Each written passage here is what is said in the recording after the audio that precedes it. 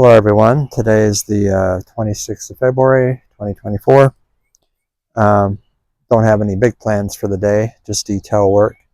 I'm going to attempt to finish working on that door panel so I can put this passenger door back together. I've almost got the old one completely torn apart. I just need to finish that up, and then I got to start on the replacement. I got to take everything off of it too, and then try to assemble the green onto the new backing I have, or the replacement backing. I'm going to clean up my AM/FM radio and get that installed today. What else? Thought there was something else. Of course, I don't have my glasses on. Let's see, where is it? Just going to make a small idle adjustment, nothing big. I guess that's really about it. Just getting the car back together so I can drive it some more, put the radio in, fix the door. Oh yeah, I'm going to put that courtesy light switch in, the reading light switch in the left rear door. I got to clean up my replacement chrome bezel stuff on top before I can do that. So that's it for, I think, for the day. I just finished cleaning the three top bezels here that I bought from Constantine. He was the same person that sold me the door panels. So I'm comparing the ones that he sent me to the ones I have. His are far from perfect. They've got plenty of pitting and stuff too, but this one is one that I bought. This is the one that was on the passenger front door. So this one's definitely better than this one. So it's already not perfect. It's got some pitting too, and it's, imperfections, but overall I think it is in better condition than that. So I really like how the insides here look with the lighters and everything. Might actually have power at each of the doors for USB accessories or something, or even a real cigarette lighter. But anyway, that's where I'm at right now. I've cleaned the other two up as well, and they're both kind of the same situation. They're both better overall than the ones I have. The only thing I don't like about this one, which will go on the passenger rear door, on the driver's rear door, is this ashtray cover here. It's really pitted badly. And I think the one that I have right now is not as in bad a condition. The rest of it, however, is in better condition. I wish I could figure out a way to remove this this lid. I don't know that it's possible. I may try, but I'm just afraid if I do, I might break something. So I'll decide on that later. So that's where I'm at right now. So I've decided I definitely don't have a career in upholstery. Oh man, there is so much work involved with that. So much detail work. I've never really worked with this stuff before. It took a while, but I finally got that top strip off that was binding this to what was left of the cardboard. So now I have the pieces all apart here. This is just the carpet piece, and I got to be careful with it because it's tearing a little bit right there. I don't want to tear anymore. This upper leather piece here is actually in very good condition. And I couldn't really tell on the reverse side where the remnants of the cardboard began and where this piece ended. I don't know if this is part of the old cardboard backing or not. I think it probably is. I'm still kind of peeling off remnants of that. But this piece is in good shape. I have all the trim pieces. Well, there's only two, this piece and this piece. I could use it from this door as well. So, and I haven't even begun to try and take this one apart yet. I got quite a bit of work in front of me to take this one apart, and then after all that, I have to assemble the green stuff onto the new, or the replacement backing here. It's a tremendous amount of work. The nice thing about my old green stuff is that it will hide those holes, since I don't have power door locks yet, and I certainly will never have a manual crank for the windows, so it'll just fit right over the top of that, hide it all, and it'll be just gorgeous, lovely. I wish I could just slap this right on top of that. I don't think that's really a good idea. Even if I could do that, I'm not going to do that. So what I think I am going to do, since this is so much work, so time consuming, I'm going to go pause on this particular project with this door panel. Now that I've gotten it this far, I'm going to go do a couple of other things. I need a couple of quick wins here, if you know what I mean. I'm going to take care of getting that radio installed, and the reading light switch here on the left rear door, and I'll probably swap out another one of these bezel things here. I also looked at trying to get the ashtray cover off, but man, I tell you what, when they installed these in the factories, they meant for these never to come off again. it might be possible to get some kind of curved little tool in there and try and push them out, the pins that are holding these on, but that looks like a lot of work. I'm not sure it's even possible. So I'm probably going to end up having to use this one as is with the imperfections it has in the door. The other part of it looks great, so I'll just have to live with that. So here we have the radios. This is the one I just got yesterday, tested, and it works. Good AM/FM radio. For some reason it's missing all the little insets for the buttons. So I have my other two radios over here that I spent lots of money on. Neither one of them works. Well, this one works a little bit, but this one doesn't work at all. But anyway, they have plenty of insets here. I don't remember if they're glued on, if they just snap in place or what, but I'll find out soon enough. So I'm just going to take this off a little bit, take the buttons off and whatnot, and start cleaning it up.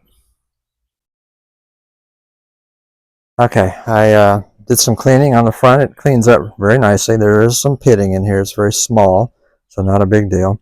Decided I better check the operation of all the buttons up here, because I don't remember checking that the antenna buttons work, at least the one that raises, I mean the one that lowers, because I was able to raise the antenna with this radio. So I'm glad I checked. It turns out this button here is supposed to lower the antenna, but it's not working. So unfortunately, that means I have to take the front face off to get to the area behind it that looks like this. It's this one right here, and see if I can figure out what's wrong. I have a feeling it's something similar to what I had to repair on this one to get them to work right. So anyway, that's a little more involved, but glad I checked now. Alright, so I've pulled the front cover off. You can see this one. It makes a very slight clicking sound. I don't know if you could hear that. The other one, the one that's not working, does not, and that's the problem. And I was able to repair these over here. Even though this radio doesn't work, I was able to fix the antenna buttons on this one, and I ended up just bending this little tab right here back toward me just a little bit, and that somehow made it work. And this one still works beautifully. So all I'm going to do is the same thing here. I'm going to try bending this little tab right here out toward me just a little bit, so it gives it a little more travel, and see if that'll do the trick. So the fix for the switch was similar to what I did the last time, except that I had to move a different arm, not the one I did the last time. It's really hard to illustrate this because these contacts are so small, but basically the one I had to bend was this one right there that I'm pointing with. Kind of, I had to bend it out just a little bit this way. And now if you can hear it, I don't know if you can, but if you can hear that nice clicking sound. That's the way it's supposed to sound. Just like that, and it's moving like it's supposed to. So now I'm going to take this back to the car and test it again. Turns out each of these individual things are glued on. Some of them have little tabs sticking out of them. They don't really stay if you don't stick some glue in there, so I'm just going to use a little tiny bit of RTV sealant on each one in the back, just a little bit, and just stick it on there. That should be good enough. Just wanted to show that. Alright, what I thought was going to be a really simple task to put all these little black faces back on where they belong. On the ends here, it turned out to be anything but. The little gaps here are smaller than the ones in the middle. So I actually I went to my AM radio and pulled the one off from the left, and even that one wouldn't fit. I literally had to take these little plastic insets here, they're like this, take it to my grinder over there, and carefully grind down the end just a little bit, and one side just a little bit, so that I could get it inside, to fit inside these end buttons, which just amazes me that I had to do that. But I did, so now they're in there, and I've got some clear RTV sealant in there to make sure they don't come out. Uh-oh, that one's trying to press out anyway. I better not press on it while it's drying anyway. Hopefully it'll be okay. I'm not sure why that's not setting in there properly, but anyway, that wasn't as simple as I thought it would be, but it's basically ready to go back in the car now. Alright, I did some more testing. My antenna buttons do work fine now. However, I had reversed the insets here. I don't know how I managed to do that, but they were backwards, so I plucked them back out and glued them back in the correct location. I noticed in the car this was kind of sticking a bit, so I decided I needed to open up the top here and lubricate the moving parts. And in the process of doing that, I discovered, not at all surprised, that the little plastic AM/FM gear is in pieces. I don't even know where the rest of it is, but here's one little tiny piece right there, that little tooth. and that's supposed to go underneath here. This is the AM/FM switch that connects to this button, and it's obviously not doing anything. I'm lucky it was already on FM when it broke. It didn't break on me. It was already broken because it wasn't changing bands. Fortunately, one of my trash radios here has a steel replacement gear on it, so I'm going to pry that off and install it on this one, and that should give me the ability to do AM/FM. And then I'm going to spray some silicone lubricant inside there on the moving parts, make sure everything is moving nice and easy, and then I'm going to put it back in the car. Okay, here's the little gear. I managed to pry it off out of this other radio here. It's made out of brass, it looks like, real soft metal, so hopefully I didn't damage it too much getting it off there. But it is whole, so it should work. So I'm going to push it on the shaft over here in this radio and try it out. Alright, I'm going to wrap this up for the day. It's one of those days where I work my butt off all day long and I'm tired. It doesn't feel like I have a lot to show for it. And yet, I know I made progress, as always. So, a quick summary of what I did get done today. Still didn't get finished with this door panel. I mean, I did do a lot of work on it. I finally got the old one completely disassembled. Now I got to do the same thing with the replacement and then assemble my green stuff. So that's going to take a while. It's a slow process. I did, on the armrest, I did swap out the top metal part here with one I bought from Constantine Mendeleev, same person that sold me the door panels. This is a nicer one, so I went ahead and swapped that out already. Even looks nice inside here where the cigarette lighter is and so forth. That cigarette lighter might even work. On the left rear door, I also swapped out that same piece on the armrest there, and I actually have a working 12-volt port back here where the cigarette lighter goes. There's something funny about the diameter of this where I can't actually put the cigarette lighter itself in there. It just won't fit for some odd reason. But my adapter over there does fit, and it did light up. So I've actually got a working port back here now, which is really cool. And I did replace, like I said, this whole metal piece up here. Also installed my new courtesy light switch in here.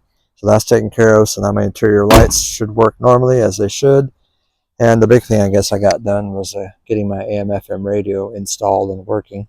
The only thing that doesn't work on it, well, actually a couple things. The town and country function is not working for some reason. It did kind of work before I installed it, but that's not important. The main thing is I got FM radio, even though it's not stereo. That's okay. It's what the car had originally was an AM/FM radio, and I really wanted to get one in here. Now I got that done.